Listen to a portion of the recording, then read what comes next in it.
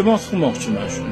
Erini avtomobili bormi, ayollardan juda iltimoschiman. Ayniqsa shu ko'chaga chiqib ketayotganda eringiz yaxshi kayfiyatda chiqaring, iloji bo'lsa yaxshi borib keling, dadasi deb turib bir yuzidan o'pib chiqaring eringizni.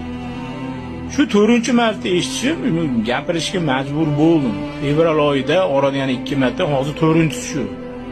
Shu voqeani eshitishim. Ayoli bilan janjallashgan, ozgina bir notinchlik bo'lgan.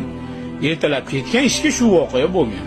Mana hozir janozaga borib kelyapti. Endi nima qilasiz? Endi eringiz bir ikkita bir yomon xarakterga ko'nmagansiz, endi umuman yo'qligiga ko'nib yashaysiz-da, tavbangizga tayanib boshqa ilojingiz yo'q. Erlaringizni ehtiyot qilsangiz-chi, yaxshimi yomonmi, o'sha sizning eringiz. Ehtiyot qiling. 100 marta, 1000 martadan telefonda gaplashgansiz erga tekkuncha. Turli tuman joylarda ovqatlanib erga o'zi zo'rg'a tegib olgansiz. Tegib olgandan keyin shunaqa ishlar qilasiz. Ota-bobamiz ko'rmagan eri bilan ham yashadi-yu. Onalarimiz ko'rmagan eri bilan yashadi.